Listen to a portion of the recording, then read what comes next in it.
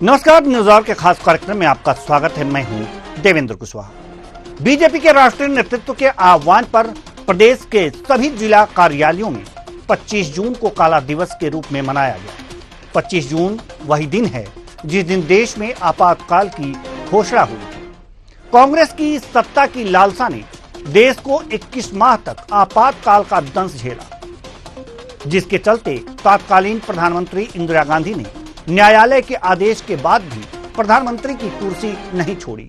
यह वो दौर था जब लोकतंत्र तानाशाही में तब्दील हो गया था, जिसके तले विपक्ष और मीडिया कुचल कर रह गए थे। बीजेपी प्रतिवर्ष इस दिन को काला दिवस के रूप में मनाती है, जिस पर कांग्रेस ने कटाक्ष करते हुए कहा है कि वह तो घोषित आपातकाल था, लेकिन इस समय तो अघोषित आपातकाल चल रहा है।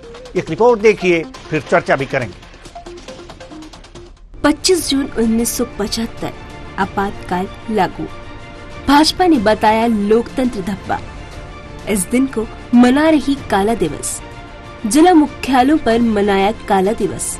कांग्रेस ने बताया इसे इंदिरा का साहस।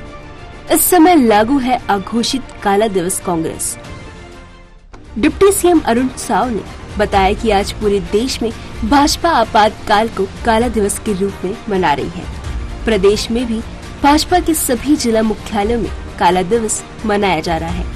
इसके साथ ही डिप्टी सीएम अरुण साव ने आपातकाल की निंदा करते हुए कहा कि इंदिरा गांधी ने आपातकाल लगाकर संविधान को बंधक बनाने का काम किया था। लोगों के नागरिक अधिकारियों का हनन करके तानाशाही दिखाई थी।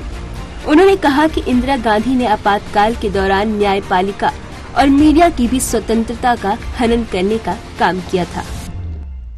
आज आपातकाल का काला दिवस भारतीय जनता पार्टी सभी जिला मुख्यालयों में मना रही है। जिस प्रकार से संविधान को बंधक बनाने का काम इंदिरा गांधी ने किया था, आपातकाल लगाकर 21 महीने जिस प्रकार से लोगों के नागरिक अधिकारों का हनन करके तानाशाही दिखाई थी और हजारों लोगों को जेल के अंदर डालने का काम, न्यायपालिका, मीडिया सबकी स्वतंत्रता का हनन करने का काम और देश के लोगों को प्रताड़ित करने का काम कांग्रेस पार्टी इंदिरा गांधी की सरकार ने किया था। भाजपा के काला दिवस पर पूर्व मुख्यमंत्री भूपेश बघेल ने कहा कि वो तो घोषित था। इंदिरा जी में इतना साहस था तो उन्होंने घोषित कर आपातकाल लगाया, मगर अभी तो अघोषित आपातकाल है। मुख्यमंत्रियों को जेल भेजा जा रहा, किसानों के आंदोलन में कील ठोक रहे, कांग्रेस के खाते सीज किए जा रहे, धर्म के नाम पर वोट नहीं मांग सकते, प्रधानमंत्री खुद मांग रहे थे। एक दिन में 78 सांसद निलंबित कर दिए थे। भाजपा के नेताओं को देखिए, भाजपा के नेता तो बोल भी नहीं पा रहे।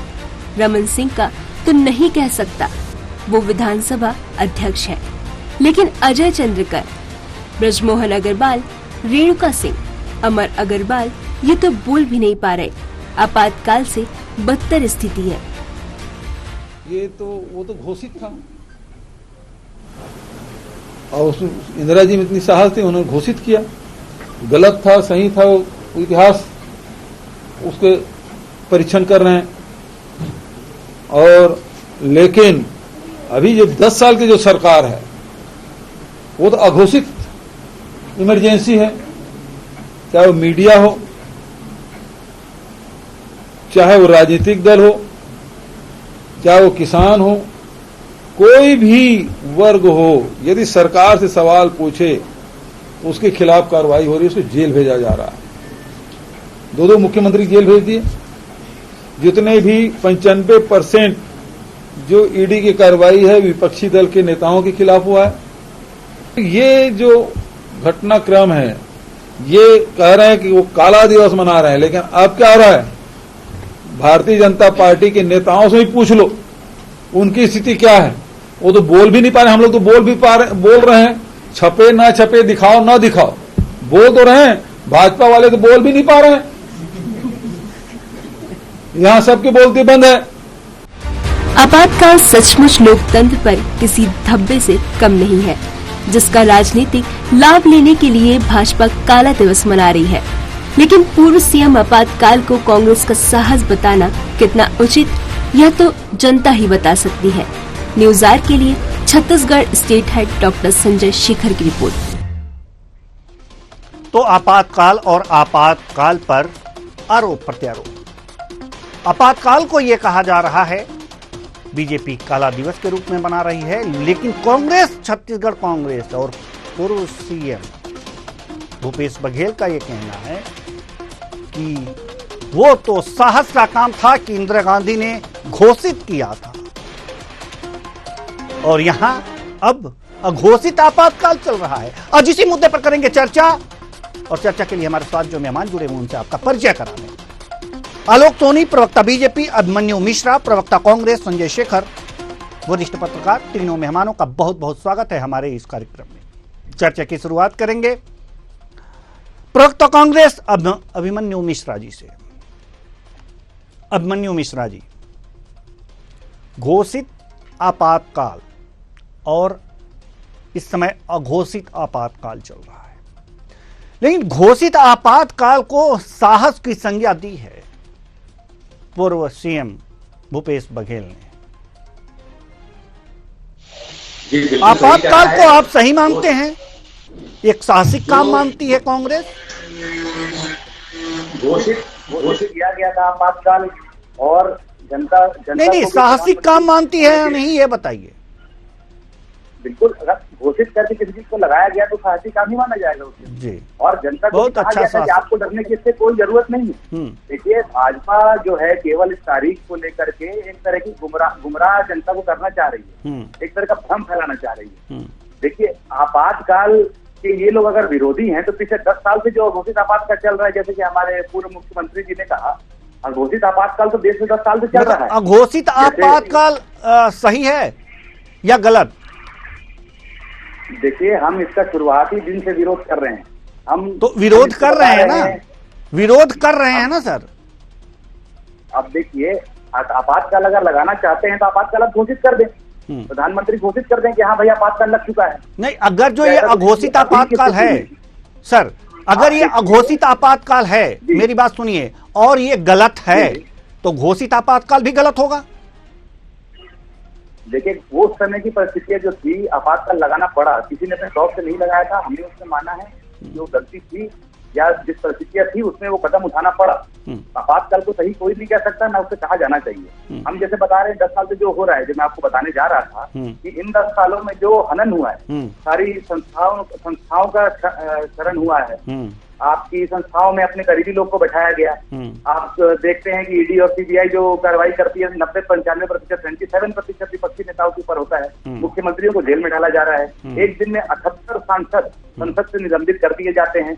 महंगाई चरम पे है ही है, ट्रेन व्यवस्था लचर है, बेरोजगारी है ही है। लेकिन इसके लिए कोई अगर दिखा दे तो न्यूज चैनलों पे दबाव डाला जाता है, मीडिया पे दबाव डाला जाता है। आप अगर एक खबर चला दें, आपको पीएमओ से फोन आ जाता है। तो ये सब क्या अघोषित आपातकाल नहीं है क्या? आज विपक्ष, हम तो कम से कम बोलते हैं भाई, हम तो बोल तो रहे हैं, छापे कोई मत छापे, दिखाए कोई मत दिखाए, हम बोल तो रहे हैं। चलिए, हाँ, ये अघोषित आपातकाल है और ये अघोषित आपातकाल गलत है, कहने का तात्पर्य ये बिल्कुल गलत है। तो घोषित आपातकाल सही कैसे? अगर ये गलत है तो घोषित आपातकाल गलत कैसे, सही कैसे, सही कैसे, ये बताइए। आपातकाल को सही नहीं माना हमने, ना आपातकाल कभी सही कहा है। परिस्थितियों के अनुसार उस समय आपातकाल लगाना, यानी कि कांग्रेस अगर जो गलती करती है साहस के साथ गलती करती है और उसका जी। देखिए, आप साहस के साथ, आप लोग शब्द को मत लीजिए। साहस का ये कहना है कि अगर उसमें परिस्थिति ऐसी नहीं, गलती है तो गलती करने का साहस भी होना चाहिए। आप ऐसा कहना चाहते हैं? गलती का महिमा मंडन करना चाह रहे हैं आप? नहीं, गलती का महिमा मंडन करना चाह रहे हैं आप? परिस्थिति को आप देखिए, आप एंकर की तरह बात कीजिए, दोनों की बात लीजिए। मैं आपको बता रहा हूँ, जवाब देने का मौका तो दीजिए जी। मैं जवाब आपको दे रहा हूँ। हाँ। आप उससे हमारा मतलब ये है हाँ। कि आपातकाल लगाने की परिस्थिति अगर आई थी, आपातकाल कभी ऐसे नहीं लगाया जाता कि मजबूरी में ही लगाया जाता है, कोई ऐसी परिस्थिति होती है, लेकिन साहस से कहा जाता है कि अब लगाया जाए।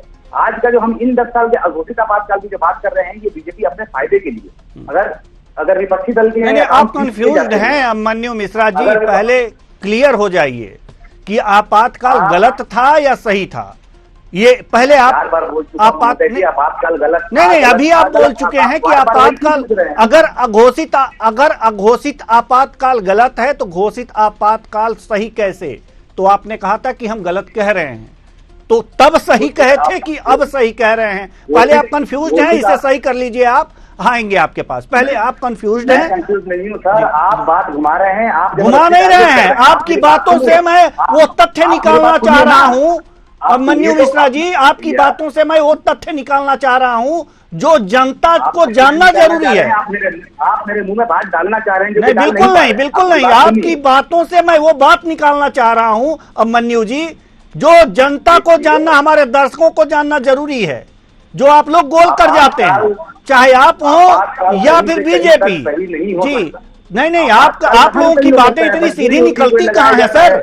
आप लोगों की बातें इतनी सीधी निकलती कहां से हैं कि हमारे दर्शक पूरी तरह से समझ लें? कुछ ही दर्शक समझ पाते हैं, और सबको समझाने के लिए वही बाल की खाल निकालनी पड़ती है। आप लोगों की जो टेढ़ी मेढ़ी बातें होती हैं उसको सीधा किसी तरह से निकाल करके देना पड़ता है। चलिए ठीक है, हम आएंगे आपके पास, बहुत समय हो गया।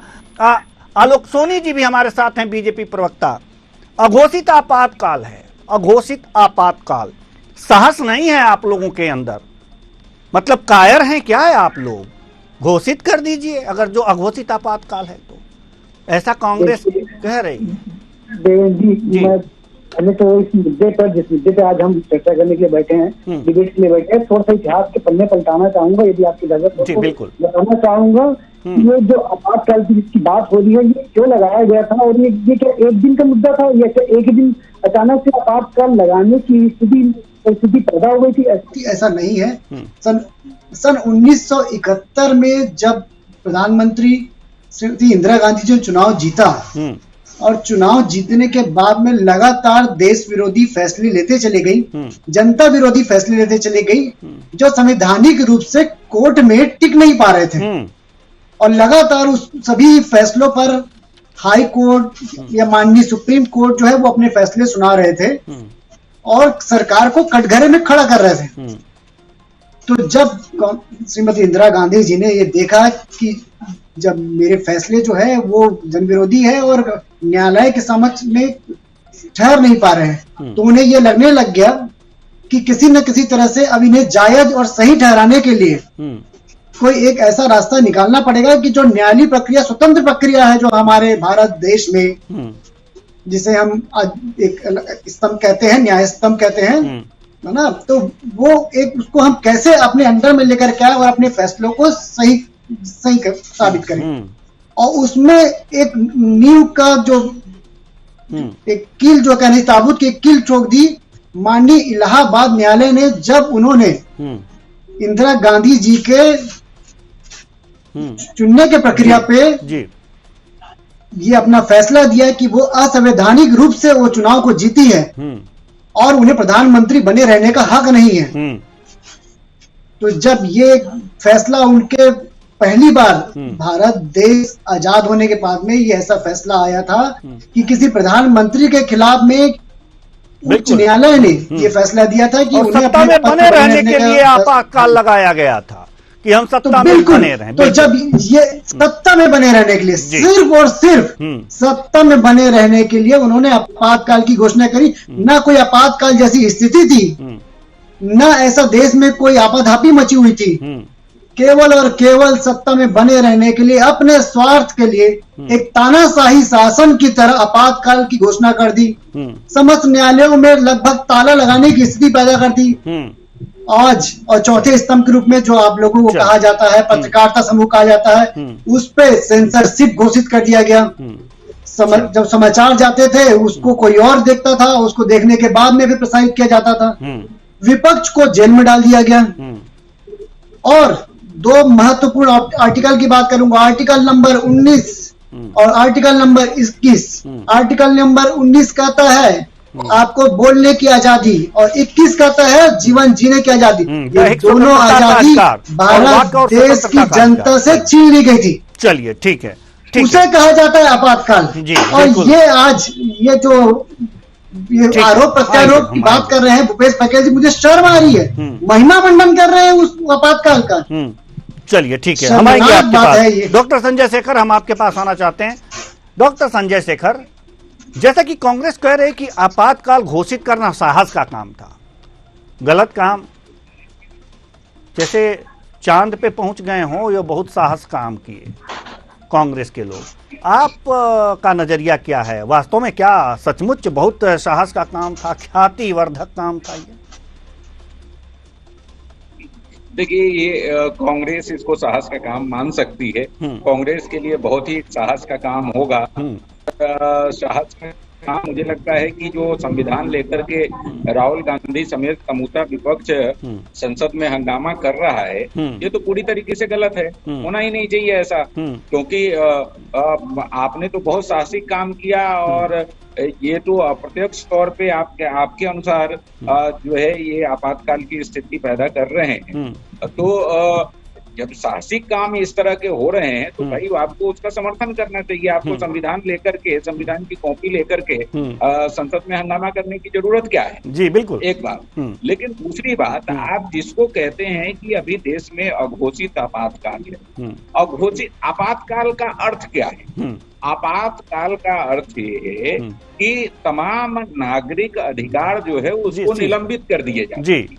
तमाम जो मशीनरी है वो पंगु हो जाता है और सारी शक्तियां एक आदमी के हाथों में केंद्रित हो जाता है। आप थोड़ी देर के लिए कह सकते हैं कि वर्तमान में जो केंद्र का मुखिया है पीएम नरेंद्र मोदी, उनके हाथों में सारी शक्तियां केंद्रित थी। लेकिन क्या नागरिक अधिकार निलंबित कर दिए गए हैं? क्या विपक्ष के तमाम नेताओं को जेल में डाल दिया गया है? उस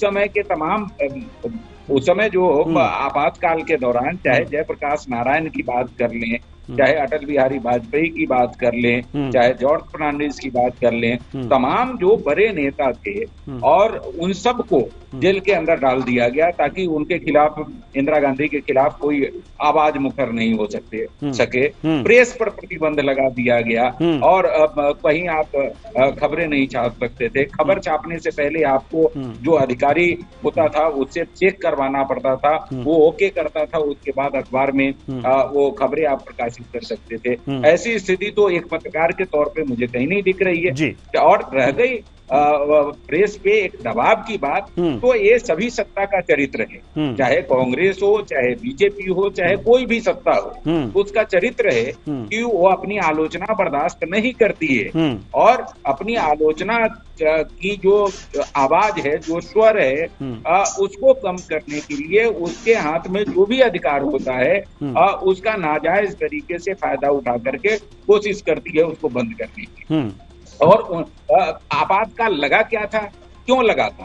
आपको कहानी, जिन हमारे दर्शक जो देख रहे हैं आप उनको पता है। अब इंदिरा गांधी ने गलत तरीके से जीत हासिल की थी चुनाव में और उसको राजनारायण ने, वो तत्कालीन जो उनके प्रतिद्वंदी थे राजनारायण, उन्होंने उसको चुनौती दी। इलाहाबाद हाई कोर्ट ने उसको माना कि ये गलत है और इंदिरा गांधी ने गलत तरीके से चुनाव जीता है और उसके बाद उस चुनाव को शून्य घोषित कर दिया।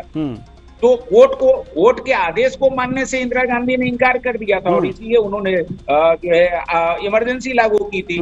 ये तो इतिहास है ना जी, और इससे मुंह नहीं मोड़ा जा सकता। न मान करके जी, न्यायालय को न मान करके और न्यायालय के फैसले से बचने के लिए आप जो है पूरे देश को, पूरे नागरिक अधिकारों को समाप्त कर देते हैं, प्रेस और मीडिया की आजादी को खत्म कर देते हैं और कांग्रेस पार्टी उसको कहती है कि ये साहस का काम, साहस का काम। ये ऐसे चांद पे चले गए। कांग्रेस को मुबारक होनी चाहिए। ठीक है, अभिमन्यु मिश्रा जी, अपने साहस का काम का एक रूप देख लिया है आपने। डॉक्टर संजय शेखर ने आईना दिखाया है, आपको समझ में आया आपातकाल क्या है और कैसे साहस किया था आप लोगों ने? देखिए मैं अभी तक आपको बता रहा हूँ ये चीज की जो मजबूरी में लगानी पड़ी चीज, मजबूरी में क्या थी? मजबूरी क्या थी? इंदिरा गांधी अगर जो नहीं, इंदिरा गांधी अगर सत्ता से हट जाती तो मजबूरी थी लोकतंत्र की। ये मुझे ये क्या था, वो मजबूरी थी वो न्यायालय के। आप मुझे बोलने देंगे तो क्यों बुलाया आपने मुझे? इसलिए आप मुझे सवाल पूछते हैं फिर खुद ही बरसने लग जाते हैं। मुझे बोलने देंगे तो मैं बोलूंगा भाई। बिल्कुल बिल्कुल बोलिए। मुझे पहले कंप्लीट करने दे, फिर आप बताएं ना अपनी बात। हाँ बताइए। देखिए मैं बता रहा हूँ कि सभा का काम भूपेश बघेल जी ने इसलिए कहा कि अगर इमरजेंसी लगानी थी, उस समय ऐसी कोई मजबूरी थी तो उसे लगाना, उसे घोषणा करना। पहले आप हमें ये बता दीजिए कि वो मजबूरी क्या थी, आप हमें ये बता दीजिए। दूसरा नहीं, कौन सा हमला हो रहा था, कौन से कारण थे जो लगाना जरूरी था, जरा हमें बता दीजिए। मजबूरी बताइए सर, उसके बाद हम आगे बढ़ेंगे। तत्कालीन प्रधानमंत्री, उनको ऐसा लगता था कि उस समय कोई परिस्थिति ऐसी देश में है कि इमरजेंसी लगानी चाहिए तो उन्होंने लगाई। तो हम तो ये जानते हैं, इतिहास में हम पढ़े हैं, इतिहास में तो हम ये पढ़े हैं। अभिमन्यु जी आप सुन लीजिए मेरी भी, इतिहास में तो हम ये पढ़े हैं कि जब न्यायालय ने उनके विपक्ष में फैसला दे दिया तो उन्होंने आपातकाल लगा दिया। अभी डॉक्टर संजय शेखर जी भी यही कह रहे थे, तो ये मजबूरी हो गई। ये तो सबको पता है, ये तो इतिहास है, सबको न्यायालय में फैसला आया, उसके बाद पहले केस क्या चला क्या नहीं चला, वो पूरी बहुत लंबी चौड़ी बातें होती है। नहीं, लंबी चौड़ी क्या होती है? और इमरजेंसी लगा दिया, इसमें लंबी चौड़ी क्या होती है? सीधी बात है, एकदम आईने की तरह साफ है। और जिस आप बात कंप्लीट करने दीजिए मुझे। दूसरी बात मैं ये बता रहा था कि जो आजकल अब जो हम बोल रहे हैं 10 साल से अघोषित आपातकाल की बात कर रहे हैं, वो आप सीधे तरह से जो इनको बचा रहे हैं, आप बोल रहे हैं कि पत्रकारिता में कोई दबाव नहीं, कुछ आप से लेके 14 तक के हमारी सरकार चली, कांग्रेस की सरकार चली। अगर हम ऐसी मानसिकता की कितने उस समय तक विरोध हुए, अलग अलग विरोध हुए। अन्ना हजारे का विरोध हुआ, अन्ना हजारे के विरोध से आम आदमी पार्टी भी निकल गई। अन्ना हजारे का विरोध को तो इतना कवरेज मिली, अरे बाप रे, ऐसा लगता था कि कोई अगला गांधी पैदा हो गया। आज एक भी आंदोलन को क्या ऐसी कवरेज मिलती है न्यूज में? आप बताएं मेरे को। किसान आंदोलन करते हैं, उनके रास्ते में कीलें ठोकी जाती है। अगर कोई भी ब्रॉडकास्ट कर दे, बीबीसी ने एक डॉक्यूमेंट्री बनाई जिसको भारत में रिलीज नहीं होने दिया गया, तो ये सब दबाव नहीं है तो और क्या है मीडिया के ऊपर? मैं ये पूछना चाहूंगा। उसके अलावा और भी बहुत सारे सवाल हैं। हम तो किसी नहीं प्रेस की स्वतंत्रता नहीं, कहने का मतलब वही है। अब सुन लीजिए, आप पत्रकार से ही बात कर रहे हैं और डॉक्टर संजय शेखर भी पत्रकार ही हैं, हम भी पत्रकार ही हैं, आप पत्रकार से ही बात कर रहे हैं। आप जरा हमें ये बता दीजिए, हमें समझा दीजिए। हमें तो नहीं लगता कि हमें कुछ कहने के लिए बीजेपी की तरफ से रोका जाता है या कोई आदेश आता है, और ये हमें ये प्रोग्राम लेने के लिए कहीं से आदेश आया था?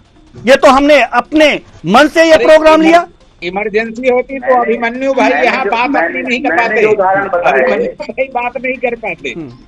अभिमन्यु भाई जो बोल रहे हैं, इमरजेंसी अगर घोषित इमरजेंसी होती तो नहीं बात कर पाते सर। एक बार करेक्ट कर रहा हूं मैं आपको, अगर घोषित इमरजेंसी होती तो नहीं बात कर पाते। अभी घोषित इमरजेंसी है, हम बोलते हैं, अरे हम भाई कितने स्टेटमेंट देते हैं, कितने में छपता है हम जान रहे हैं। हम पिछले 4-5 सालों से जितना बोल रहे हैं, जितना हम स्टेटमेंट देते हैं, कहाँ छपता है कहाँ नहीं छपता है हमें पता है ना, कहाँ कितना दबाव है कितना नहीं है। मैंने जैसे उदाहरण दिया, इतने आंदोलन होते हैं। नहीं, अच्छे उदाहरण आप लोग दीजिए, नहीं अच्छे उदाहरण दीजिए, लेकिन आपातकाल का महिमा मंडन मत कीजिए। चलिए, आलोक सोनी जी कुछ बोलना चाह रहे हैं, आ रहे हैं सर, आप वहीं से बात होगी, आप वहीं से हम बात करेंगे। आ रहे हैं आपके पास अभिमन्यु जी, सवाल हैं बहुत तेरे। पाकिस्तानी बोल देते हैं, पाकिस्तान पर ठीक है, आ रहे हैं सर, आ रहे हैं सर। 700 किसान मारे गए, कहाँ गई मीडिया? हम किसी ने दिखाया? हाँ जी, हाँ, हम आएंगे आपके पास, और वो मजबूरी आपसे जानना चाहेंगे, जिस मजबूरी की बात कर रहे हैं और जिस साहस की आप बात कर रहे हैं। लेकिन उससे पहले आलोक सोनी जी कुछ कहना चाह रहे हैं। आलोक सोनी जी, देखिए, मैं ये कहना चाह रहा हूं कि इसी संविधान की प्रति लेकर के राहुल गांधी जी जो है पूरे देश में चुनाव उस मुद्दे पे लड़ा है कि संविधान में संशोधन होने जा रहा है। और आज ये दुखद वो काला दिन है जिस दिन आपातकाल लागू हुआ था, जिसे आज ये महिमा मंडित कर रहे हैं। मैं कहता हूँ कांग्रेस पार्टी को इसके लिए पूरे देश से माफी मांगनी चाहिए, राहुल गांधी को माफी मांगनी चाहिए। इस तरह के महिमा मंडन को जो किया जा रहा है उसके लिए माफी मांगनी चाहिए कि काला दिन उनके कार्यकाल में किया गया था। दूसरी बात, ये बोल रहे हैं कि अब अघोषित आपातकाल है और भ्रष्टाचारियों को जेल में डाला जा रहा है और उनके खिलाफ कार्रवाई की जा रही है। तो मतलब ये क्या चाहते हैं कि कानून व्यवस्था जो है वो भारत के संविधान के अनुसार ना हो, वो कांग्रेस की संविधान के अनुसार हो, कि कांग्रेस के जो नेता है वो भ्रष्टाचार करे जाए और उन्हें उसे पूरी छूट मिली हो। आज इनका साथ देने वाले अधिकारी जेल में बैठे हुए हैं और कुछ भ्रष्टाचारी बाहर घूम रहे हैं और अनर्गल बयान देते फिर रहे हैं और कुछ महिमा मंडन कर रहे हैं। ये क्या चाहते हैं? ये किसी भी प्रकार के धोखे में ना रहे, वो भी अंदर जाएंगे। उन्होंने भी भ्रष्टाचार किया, वो भी अंदर जाएंगे। चलिए बयान देकर के बचने की कोशिश है केवल। अब ठीक है आलोक सोनी जी। अब मन्यू जी मजबूरी की बार बात कर रहे हैं। पहले मैं आलोक जी के बात का जवाब दे दूं। उन्होंने जो कहा कि अब बड़ा अच्छी बात, मतलब कार्रवाई हो रही है, भ्रष्टाचारियों की कार्रवाई हो रही है, तो ये मैं पूछा 97% जैसे विपक्षियों पर कार्रवाई है, तो क्या विपक्षी भ्रष्टाचारी है? और जो विपक्षी आपकी तरफ आ जाते हैं उनके पे ये केस बंद क्यों हो जाते हैं? भाई अजीत पवार आए, उनके ऊपर केस बंद क्यों हो गया? क्या भ्रष्टाचारी नहीं? उनको जेल में क्यों नहीं डाला गया? हेमंत बिश्व शर्मा जेल में क्यों नहीं है? कल भी इस पे बात हुई थी और मैं नहीं चाहता कि आज भी इस पे बात हो और वही बात मैं फिर दोहराऊं। कल भी इस समय और इसी डिबेट में ये बातें हुई थी और जवाब नहीं मिला था कांग्रेस प्रवक्ता को। मैं नहीं चाहता कि फिर उसको मैं दोहराऊं, मैं नहीं चाहता। तो आप इसको अलग रखें और मजबूरी बता दें 1975 की, 25 जून 1975 की मजबूरी बता दीजिए। वो कौन सी मजबूरी थी? कोई मजबूरी रही होगी। अरे कोई मजबूरी रही, कैसे रही होगी? आपातकाल लग गया देश में और आपको पता ही नहीं है कि मजबूरी रही होगी। जो मजबूरी है वो बताइए ना, बताइए। देखिए उस समय का जब मैं पूरी स्टडी मुझे करना पड़ेगा, एक बार पूरी फाइल पढ़नी पड़ेगी कि क्या आदेश। हाँ तो आप बस समझ में आ गया। आप 3 on 1 मत कीजिए ना सर। यहाँ मैं एक कांग्रेस के प्रवक्ता, 3 भाजपा प्रवक्ता, ऐसा मत कीजिए ना सर। बस घुमा फिरा के नहीं। यही आप लोगों की आदत सी बन गई है।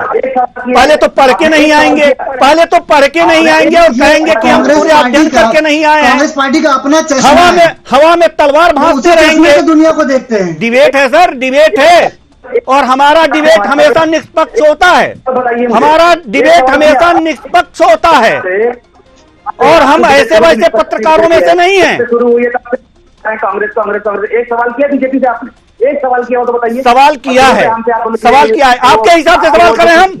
आप सिखाएंगे हमको सवाल करना? आपके हिसाब से सवाल करेंगे? एक प्रश्न का जवाब तो दे ही नहीं पा रहे। कह रहे हैं कि हम पढ़ के नहीं आए हैं, तैयारी करके नहीं आए हैं। पूरा हमसे करिए, आप पूरा हमसे सवाल करिए भैया, लेकिन उनसे एक सवाल तो करिए, एक करो बस।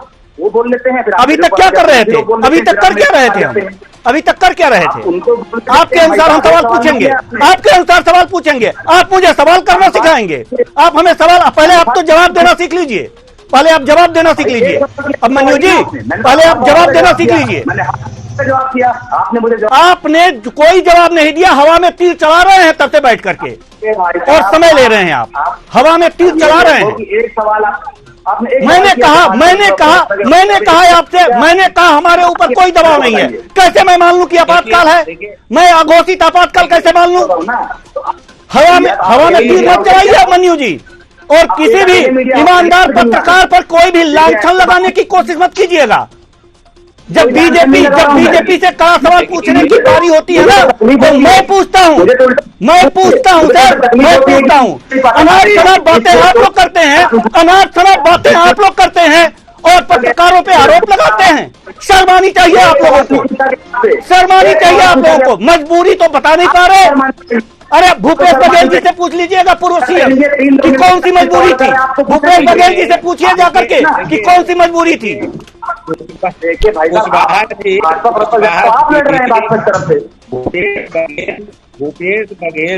भूपेश जी छत्तीसगढ़ के मुख्यमंत्री हैं। अभी वो लगातार जो है जो अपने हाई कमान है उसकी अंधभक्ति में लीन है, और उस अंधभक्ति में उनको ये पता नहीं है कि वो क्या कह रहे हैं। आपातकाल जिसको एक काला धब्बा देश के ऊपर है, उसको अगर वो कह रहे हैं कि साहस का काम है, तो अपने आप में भूपेश बघेल भी बड़ा साहसिक बयान दे रहे हैं, एकदम साहस का। और उसमें हमारे अभिमन्यु भाई बेचारे फंस गए हैं। अब वो बचाव करे तो करे कैसे, क्योंकि बचाव करने का कोई तथ्य है नहीं। तो वो बेचारे फंस गए हैं। अब इनको अभिमन्यु भाई को इस तरीके से वो बेचारे क्या करेंगे? वो हमारे साथ बैठे हुए हैं, हमारे मित्र हैं। अब वो अपना प्रवक्ता का निर्वहन नहीं कर तो रहे सभी हैं। पत्रकारों को प्रवक्ता नहीं बना देना चाहिए। बीजेपी किसी को सैलरी नहीं देती, हम लोग निष्पक्षता के लिए जाने जाते हैं। चलिए ठीक है। लेकिन कुल मिलाकर के मामला ये है कि देखिए, कोई आदमी इवन कांग्रेस के नेताओं को भी अगर ऑफ रिकॉर्ड बात करेंगे तो वो भी ये कहते हैं, और बहुत सारे किताब जो उस समय के तत्कालीन कांग्रेस के बहुत सारे नेता है, उनकी पुस्तकें भी आई है, उनके वक्तव्य भी हैं संसद से लेकर के तमाम जगह पे, और बहुत सारे लोगों ने उसको कहा है कि नहीं ये गलत फैसला था, ये उचित फैसला नहीं था। लेकिन कुछ लोग जो है परिवार के अंधभक्ति में लीन हैं और उसको आज भी जायज ठहराने का प्रयास करते हैं। उसको किसी भी तरीके से, चाहे इमरजेंसी प्रत्यक्ष हो अप्रत्यक्ष हो, तानाशाही किसी की भी हो, जी देखिए मानना पड़ेगा कि जिस तरीके से बीजेपी की मौजूदा सरकार दो व्यक्ति पे केंद्रित हो रही थी, देश की जनता ने उसका जनादेश दे करके बता दिया है कि भैया आप भी जरा सतर्क रहिए, आप भी जरा जो है संगठन और जिस तरीके से सरकार चलती है उस तरीके से चलाइए। अगर उसको व्यक्ति केंद्रित या हिटलरशाही वाली लाइन पे लेकर के जाएंगे तो जनता उसको बर्दाश्त नहीं करती है। और इमरजेंसी के समय भी बर्दाश्त नहीं की थी, डायरेक्ट इमरजेंसी जो थी उस समय भी, और अघोषित इमरजेंसी भी कोई लगाएगा तो उसको भी देश की जनता बर्दाश्त करने वाली नहीं है। ठीक है सर, अब चूंकि हमारे पास समय नहीं है इसलिए इस डिबेट को और आगे नहीं बढ़ा सकते। बहुत बहुत धन्यवाद सभी मेहमानों का, आप आए और अपने अपने विचार साझा किए। तो कुल मिलाकर के देखा जा सकता है कि आपातकाल वास्तव में लोकतंत्र पर एक धब्बा जैसा है, और वास्तव में इसे साहस बताने वाले का साहस की तारीफ करनी चाहिए कि गलत काम को भी किस तरह से साहसिक काम बताया जा रहा है और उसका महिमा मन्नन किया जा रहा है, जो वास्तव में लोकतंत्र में तो कदापि नहीं होना चाहिए। और इस बात के पक्षधर कभी नहीं हुआ जा सकता। फिलहाल इस कार्यक्रम में इतना ही, मुझे दीजिए इजाजत, नमस्कार।